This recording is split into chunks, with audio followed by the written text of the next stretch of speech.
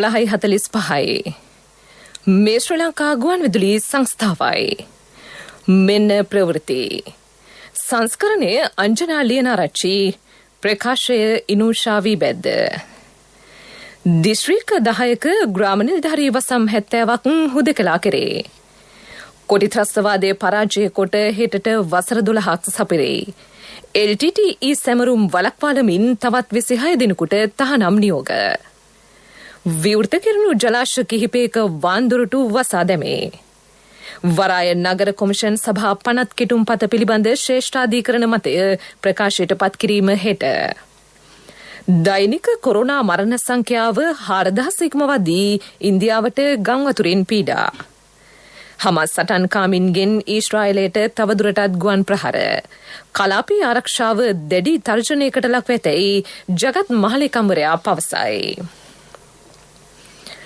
අද සිට දිස්ත්‍රික්ක 10ක ප්‍රදේශ 70ක් හුදකලා කර තිබේ. පවතින කොරෝනා අවදානම හේතුවෙන් මෙම තීරණය ගත් බව යුද හමුදාපති ජෙනරාල් ශවේන්ද්‍ර සිල්වා මහතා පවසයි.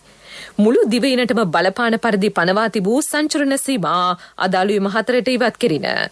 අද රාත්‍රී 11 සිට හෙට අලුයම 4 දක්වා යළිත් සංචරණ සීමා බලපැවැත්වේ. එමෙන්ම පළාත් අතර සංචරණ සීමා තවදුරටත් ක්‍රියාත්මක අතර එම සීමා මේ මාස 31 වනදා දක්වා බලපැවැත්වේ. සංචරණ සීමා මේ වන විට ඉවතුවද රාජකාරී සඳහා පිටත් වෙන පුද්ගලයන් හැර අනිකුත් පුද්ගලයන්ට අද දිනේදී නිවසින් පිටත්ව යා හැකේ ජාතික හැඳුනුම්පතේ අවසාන අංකයට අනුව බව පොලිස් මාධ්‍ය ප්‍රකාශක නියෝජ්‍ය පොලිස්පති අජිත් රෝහණ මහතා පවසයි. කොටි ත්‍රස්තවාදයේ පරාජය කොට හෙටට වසර 12ක් සපිරේ. 1975 වසරේ ජූලි මාස 27 වනදා ආරම්භ වූ මෙරට සිවිල් යුද්ධයේ බලපෑමෙන් සුවහසක් ජනතාව පීඩාවට පත් වූහ. ආත්ම ඝාතක ප්‍රහාර එල්ල කරමින් උතුරේ වෙනමම පාලනයක් පවත්වාගෙන ගිය කොටි ත්‍රස්තවාදීහු සිවිල් ජනතාව දැඩි පීඩනයට පත් කළහ. වසර 33ක කාලයක් යුද්ධයෙන් බැටකෑ මෙරට ජනතාවට සැබෑ නිදහස භුක්ති විඳීමට අවස්ථාව ලැබුණේ කොටිනායක වේලුපිල්ලේ ප්‍රභාකරන් යුද හමුදා ප්‍රහාරවලින් මිය යාමත් සමගය. ඒ 2009 වසරේ මේ මාස 18 වනදාය. එවක ජනාධිපතිවරයා වූ වත්මන් අග්‍රාමාත්‍ය මහින්ද රාජපක්ෂ මහතා කොටි ත්‍රස්තවාදයේ පරාජය කිරීමට නොසැලී නායකත්වයේ සැපයුවේය. 2006 වසරේ ජූලි මාස 21 වනදා මාවිල්ලාරු සරෝව වසා දමමින් 30000කට ආසන්න පිරිසකගේ ජල සැපයුම අඩාල කිරීමට කොටි ත්‍රස්තවාදීන් කටයුතු කිරීමත් සමග උතුරු හා නැගෙනහිර ජනතාව මුදා ගැනීමේ මානුෂීය මෙහෙයුම ආරම්භ කිරීමට හිටපු ජනාධිපති මහින්ද රාජපක්ෂ මැතිතුමා ක්‍රියා කළේය. ශ්‍රී ලංකාවට ආර්ථික සමාජීය මෙන්ම ජාත්‍යන්තර වශයෙන්ද දැඩි බලපෑම් එල්ල කළ 30 වසරක ශාපලත් එම යුද්ධයෙන් සම්පූර්ණයෙන් අවසන් කිරීමට හිටපු ජනාධිපති මහින්ද රාජපක්ෂ මැතිතුමාගේ නොසැලෙන සේනාධිනායකත්වය සමත් විය. එවක හිටපු ආරක්ෂක ලේකම් ගෝඨාභය රාජපක්ෂ මහතාද මානුෂීය මෙහෙයුම සාර්ථක කර ගැනීමට සුවිශේෂී කාර්යභාරයක් ඉටු කළේය. මේ අතර හෙට දිනේදී LTTE සැමරුම් පැවැත්වීමේ සූදානමක් පවතින බවට තොරතුරු ලැබී තිබේ. එම සැමරුම් වළක්වාලමින් 26 දිනකට තහනම් නියෝග නිකුත් කිරීමට අධිකරණය කටයුතු යොදා ඇතැයි පොලිසිය පවසයි. වරාය නගර කොමිෂන් සභා 50 කිටුම්පත පිළිබඳ ශ්‍රේෂ්ඨාධිකරණ මතය හෙට දිනේදී පාර්ලිමේන්තුවට ඉදිරිපත් කෙරේ. කතානායක මහින්ද අබේවර්ධන මහතා විසින් එය පාර්ලිමේන්තුවට ඉදිරිපත් කිරීමට නියමිතය. හෙට සහ අනිද්දා දෙදින තුල මෙම 50 කිටුම්පතට අදාළ විවාදය පැවැත්වේ. ඡන්ද විමසීම 20 වෙනිදා පස්වරු 4ට පැවැත්වීමට නියමිතයි. මෙම කාලයේදී පාර්ලිමේන්තු මන්ත්‍රීවරුන්ට හැර වෙනත් බාහිර කිසිවෙකුට පාර්ලිමේන්තු පරිශ්‍රයට පැමිණීම තහනම් කර තිබේ. ලක්සල සහ සලුසල සභාපතිවරයා ලෙස කටයුතු කළ ප්‍රදීප් ගුණවර්ධන මහතා කොරෝනා වෛරසය ආසාදනය වී ප්‍රතිකාර ලැබමින් සිටියේදී අභාව ප්‍රාප්ත වේ. කොතලාවල ආරක්ෂක විශ්වවිද්‍යාල රෝහලේ ප්‍රතිකාර ලැබමින් සිටියේදී ඔහු මිය යන විට 57 වන වියේ පසුවිය. 2007 ලංකා පුවත් ආයතනයේ සභාපතිවරයා වූ ඒ මහතා 2009 වසරේදී ශ්‍රී ලංකා වාණිජ්‍ය නීතිගත සංස්ථාවේ සභාපතිවරයා විය. ශ්‍රී ලංකා මොබිටෙල් ආයතනයේ විධායක නිලධාරියා ලෙස කටයුතු කළ සමයේදී ඒ මහතා රජයේ සේවකීන්ට උපහාර පැකේජය හඳුන්වා දුන්නේය. මේ අතර මාරවිල මූලික රෝහලේ සේවයේ නිරත වෛද්‍යවරු 8 දෙනෙකුටද කොරෝනා වෛරසය ආසාදනය වී තිබේ.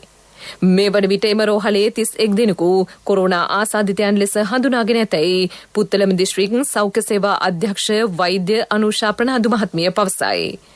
දැනට රෝහලේ ප්‍රතිකාර වාට්ටු 4ක් වසා දමා ඇත. එසේ වසා දමා ඇත්තේ හදිසි අනතුරු වාට්ටු 2ක් සහ ගැබිණි කාන්තාවන් සඳහා වෙන් කළ වාට්ටු 2කි. ඊයේ දිනේදී මෙරටින් කොරෝනා මරණ 21ක් වාර්තා වී තිබේ. මෙරටින් වාර්තා වන සමස්ත කොරෝනා මරණ සංඛ්‍යාව 962කි. ශ්‍රී ලංකාවෙන් මේ දක්වා වාර්තා වී ඇති කොරෝනා ආසාදිතයන්ගේ සංඛ්‍යාව 1,42,746කි. ඉන් 1,18,322 දෙනෙකු සුවය ලබා පිටත්ව ගොස් ඇතැයි වසංගත රෝග විද්‍යාංශය පවසයි. වෛද්‍ය අධීක්ෂණ යටතේ ප්‍රතිකාර ලබන රෝගීන්ගේ සංඛ්‍යාව 23,462කි. ලෝකයේ සමස්ත කොරෝනා ආසාදිතයන්ගේ සංඛ්‍යාව 16,37,21,530කි. ඇමරිකාවෙන් වාර්තා වන කොරෝනා ආසාදිතයන්ගේ සංඛ්‍යාව 3,37,15,951කි.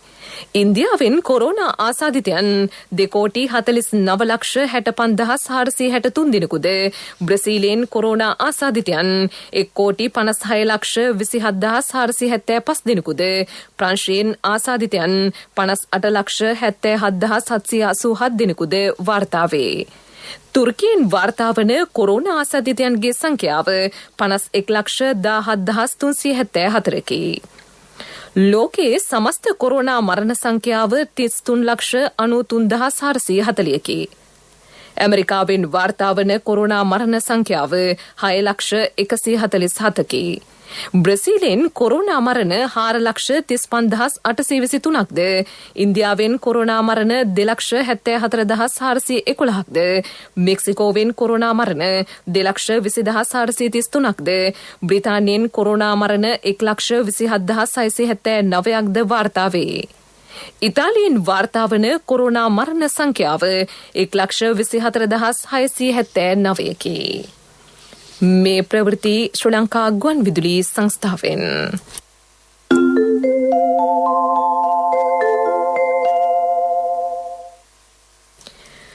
දුම්රිය නියාමක සංගමය හා දුම්රිය එන්ජින් රියදුරු සංගමය රාජකාරී කටයුතු වලින් ඉවත්වීම හේතුවෙන් දුම්රිය ධාවනයේ අවමවීමක් සිදුව ඇතැයි එහි මාධ්‍යංශය පවසයි.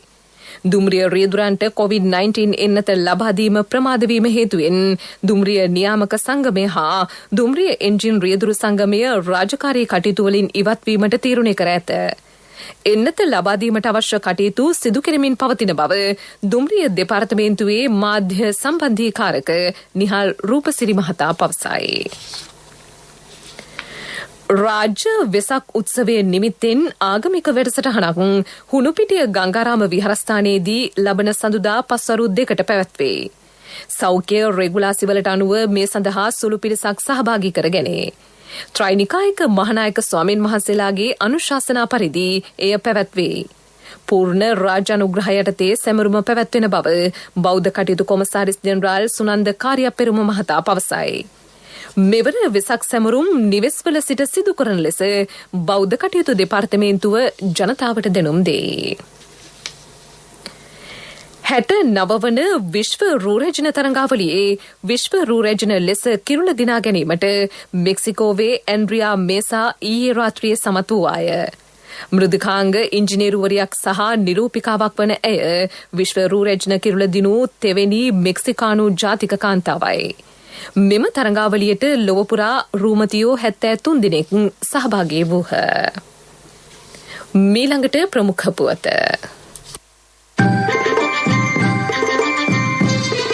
ප්‍රමුඛතම පුවත ඔබ වෙත ගෙනෙන්නේ සිද්ධාලේප ලක්‍රියාව. දෛනිකව මෙරටින් කොරෝනා රෝගීන් 2000ක් ඉක්මවා වාර්තා වීම බරපතල තත්ත්වයක් බව යුද හමුදාපති ජෙනරාල් ශවේන්ද්‍ර සිල්වා මහතා පවසයි. වැඩිදුරටත් අදහස් දැක් වූ යුද හමුදාපතිවරයා 2275ක් දිනකට කොයි 17 දිනයන් හමු වෙනවා කියන්නේ යම් කිසි බරපතල තත්ත්වයක් කියලා හිතන්න පුළුවන්. ඉතින් ඒකෙන්ද රටේ ජනතාවට කියන්නේ ඔබට තිබෙන්නේ ඉතාමත්ම සුළු යුතුයකමක් ඉෂ්ට සිද්ධ කරන්න. ඒ තමයි ඔබ මුව ආවරණය පළඳගෙන නිවෙස් වලින් පිටතට පැමිණෙනවා නම් ඒ ආකාරයට පැමිණෙන්න. ශාරීරික දුරස්ථභාවයන් රැක ගන්න. ඔබ පිරිසුදුව සිටින්න. ඒ අනුව ජනතාව එක්රැස් වෙන තැන් වලට යන්න එපා. ජනතාව ඒකරාශී කරන දේවල් කරන්නත් එපා. ඒත් එක්කම කෙසේ හෝ මේ සෞඛ්‍ය විශේෂඥවරුන් කියන දේවල් වලට අනුගත වෙලා අපි හිටියොත් අපිට රටක් හැටියට ඉතා කෙටි කාලයකින් මේ තත්ත්වය මගහරවා ගන්න හැකියාවක් තිබෙනවා. ප්‍රමුඛතම පුවත ඔබ වෙත ගෙන ආවේ සිද්ධාලේප ලක්වියාව. ශක්ති හඬ අවධානය පිණිසයි. ගත වූ පැය 24 තුලදී නිරෝධායන නීති උල්ලංඝනය කළ පුද්ගලයන් 260 දෙනෙකු අත්අඩංගුවටගත් බව පොලිස් මාධ්‍ය ප්‍රකාශක නියෝජ්‍ය පොලිස්පති අජිත් රෝහණ මහතා පවසයි. ඒ සමගම වාහන 15ක්ද පොලිස් භාරයට ගෙන තිබේ. අද දිනේදීද නිරෝධායන නීති කඩ කරන පුද්ගලයන් සොයා මෙහෙයුම් ක්‍රියාත්මක වේ. කොරෝනා අවදානම හඳුනා ගනිමින් එය මැඩ පැවැත්වීම සියලු දෙනාගේ සතුව වගකීමක් ඇතැයිද නියෝජ්‍ය පොලිස්පතිවරයා පවසයි. ලෝක ප්‍රවෘත්ති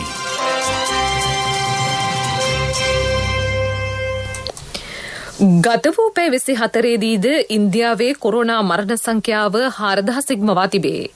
මෙවැනි තත්ත්වයක් හමුවේ එරට එන්නත් කරන වැඩපිළිවෙලද දැඩි අර්බුදයකට මුහුණ පා ඇත. නිසි ප්‍රාදේශීය ක්‍රමවේදයක් නොමැතිවීමෙන් ඉන්දියාවේ එන්නත් කරන වැඩපිළිවෙල ඉතා අසාර්ථක වී ඇතැයි ලෝක සෞඛ්‍ය සංවිධානය පවසයි. මේ අතර ටවුක්ටේ සුලිකුණාටුවේ බලපෑමෙන් ඉන්දියාවේ ප්‍රදේශ රැසක් ජලයෙන් යට වී ඇත. වැඩිම බලපෑමට ලක්ව ඇත්තේ බටහිර ගුජරාට් ප්‍රාන්තයයි. 1998 වසරෙන් පසු ගුජරාට් ප්‍රාන්තයේ මුහුණ පෑ දරුණතම සුලිකුණාටුවද මෙයයි.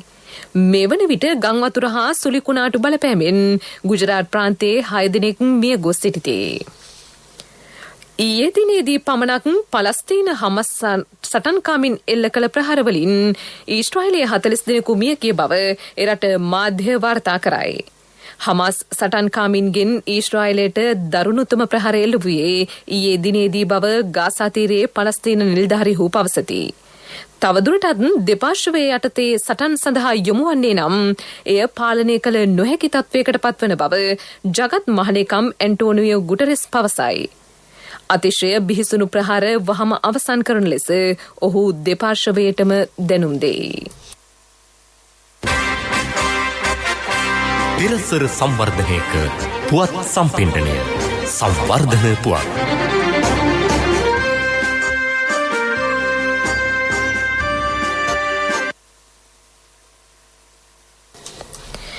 දඹුල්ල සහ තමුත්තේගම ආර්ථික මධ්‍යස්ථාන දෙකෙන් රජය සහ යුද හමුදාව එළවලු කිලෝ ලක්ෂ 3ක් මිලදී ගනී. සම්පූර්ණ සංචරණ සීමා පනවා තිබූ පසුගිය සිකුරාදා දිනේදී එම ආර්ථික මධ්‍යස්ථාන දෙකට වෙළඳුන් සහ ගොවීන් රැගෙන එළවලු මෙසේ මිලදීගත් බව රජය පවසයි. ක්‍රීඩා පුවත් ඔබ වෙත ගෙන එන්නේ අක්කේ මල් ටිකක් කඩාගන්නද? හා කඩාගන්න. ගහමේ තිබ්බට මල් කාටත් අයිතිනේ. අපේ මිනිස්සු හැමදාම අනුන් ගැන හිතලා තියෙනවා නේද? අපි මංචි සුපර් ක්‍රීම් රැක ගන්නෙ අපිටම විතරක් නෙවෙයි. එක්දින තරඟාවලියට සහභාගී වීම සඳහා ශ්‍රී ලංකා කණ්ඩායම බංග්ලාදේශයේ බලා පිටත් වේයි. අද උදැසන කණ්ඩායම බණ්ඩාරනායක ජාත්‍යන්තර ගුවන්තොටුපලින් බංග්ලාදේශයේ බලා පිටත් වූ බව අප ගුවන්තොටුපළ වාර්තාකරු පවසයි. මෙහිදී කණ්ඩායම් දෙක එක්දින තරඟ 3කට සහභාගී වීමට නියමිතය. මෙම තරඟ සංචාරයේ ශ්‍රී ලංකා පිලේ නායකත්වය කුසල් ජනිත් හිමිව ඇත. දුව මේ මං අර කිව්ව වෑන් එක මං ගන්නයි බැලුවේ. මෙච්චර ලොකු වෑන් එකක් මොකටද තාත්තේ? කට්ටියම දාගෙන ට්‍රිප් එකක් හරි යන්න පුළුවන් නේ ළමයි. අපේ මිනිස්සු හැමදාම අනුන් ගැන හිතලා තියෙනවා නේද? අපි මංචි සුපර් ක්‍රීම් රැක ගන්නෙ අපිටම විතරක් නෙවෙයි. ව්‍යාපාරික පුවත් ඔබ වෙත ගෙන එන්නේ EMV තාක්ෂණය සහිත NSB ATM කාඩ් පත ජූනි 30 වෙනිදා දක්වා නොමිලේ. වැඩි විස්තර 0112 379 379 දුරකථන අංකයෙන් හෝ ළඟ වෙති ශාඛාවෙන් විමසන්න. පිටකොටුව තොග වෙළඳ මධ්‍යස්ථානයේ වෙළඳ කටයුතු සඳහා විවෘත කෙරේ. ඉදිරි මාස කිහිපය සඳහා වන අත්‍යවශ්‍ය භාණ්ඩ තොග වෙළඳ මධ්‍යස්ථානයේ ගබඩා කර තිබේ. අද පස්වරු 5 දක්වා මෙය විවෘතව පවතී. වෙළඳ භාණ්ඩවල මිල ස්ථාවරව පවත්වාගෙන යාම සඳහා කඩිනමින් තීරණයකට එළඹෙන බව ලසන්ත අලගියවන්න රාජ්‍ය අමාත්‍යවරයා පවසයි. ජනතාවට අලෙවි කිරීම සඳහා භාණ්ඩ තොග වශයෙන් ලබා ගැනීමට අවශ්‍ය බලපත්‍ර නිකුත් කිරීමද සිදු කෙරේ.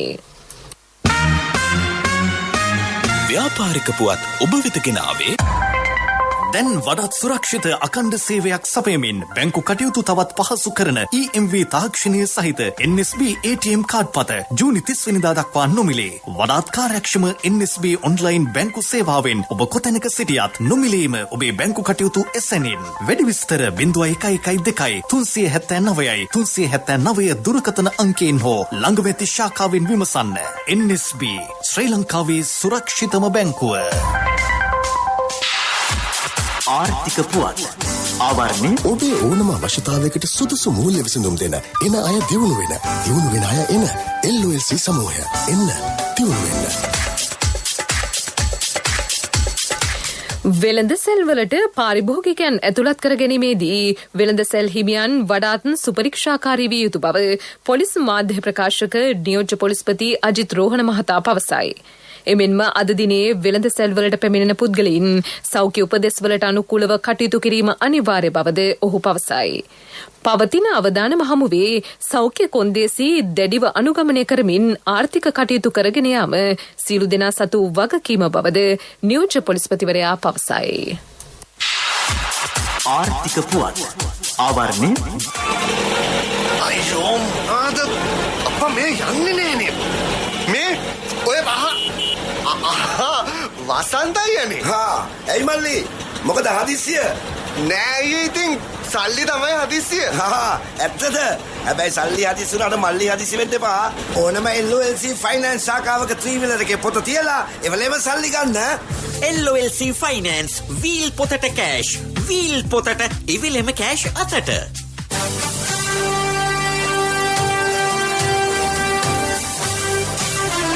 කාලගුණ වාර්තාව ඔබ වෙත ගෙන එන්නේ සයුරු දීවර කාලගුණ තොරතුරු සේවාව ඔබගේ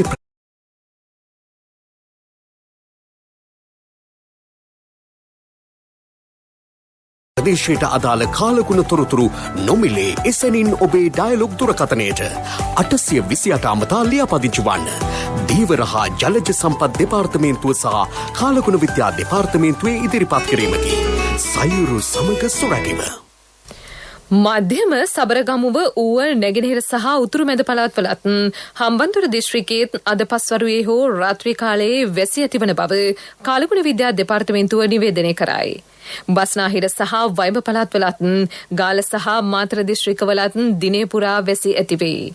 මේ අතර පසුගිය දිනවල පිටාර මට්ටමට පැමිණ වාන්දුරුටු විවෘත කළ වැව්වල වාන්දුරුටු මෙවන විට වසා දමා ඇතැයි වාරිමාර්ග දෙපාර්තමේන්තුව නිවේදනය කරයි. ගිගුරුම් සහිත වැසි ඇතිවිය හැකි අවස්ථාවලදී සුලන් සහ අකුණු අනතුරු අවම කර ගැනීමට කටයුතු කරන ලෙසද කාලගුණ විද්‍යා දෙපාර්තමේන්තුව ජනතාවට දැනුම් දෙයි.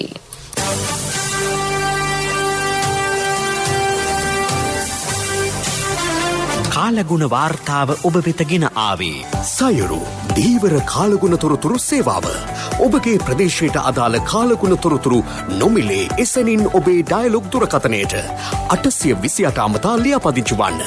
දීවර හා ජලජ සම්පත් දෙපාර්තමේන්තුව සහ කාලගුණ විද්‍යා දෙපාර්තමේන්තුවේ ඉදිරිපත් කිරීමකි. සයුරු සමග සොරැකීම. ප්‍රවෘත්ති අවසන් කිරීමට පෙර යලි සිරස්තල දිස්ත්‍රික්ක 10ක ග්‍රාම නිලධාරී වසම් 70ක් හුදකලා කෙරේ. කොටි ත්‍රස්තවාදයේ පරාජය කොට හෙටට වසර 12ක් සපිරේ. LTTE සැමරුම් වළක්වාලමින් තවත් 26 දිනකට තහනම් නියෝග. විවෘත කෙරුණු ජලාශ කිහිපයක වාන්දුරුටු වසා දැමේ. වරාය නගර කොමිෂන් සභාපනත් කිටුම්පත පිළිබඳ ශ්‍රේෂ්ඨාධිකරණ මතය ප්‍රකාශයට පත් කිරීම හෙට. දෛනික කොරුණා මරණ සංඛ්‍යාව 4000 ඉක්මවද්දී ඉන්දියාවට ගංවතුරින් පීඩා. හමාස් සටන්කාමින්ගෙන් ඊශ්‍රායලයට තවදුරටත් ගුවන් ප්‍රහාර. කලාපීය ආරක්ෂාව දැඩි තර්ජනයකට ලක් වෙතැයි ජගත් මහලේකම්වරයා පවසයි. ප්‍රවෘත්තිමින් සමප්තයි මීළඟ ප්‍රධාන ප්‍රතිප්‍රකාශය සවස 6ට.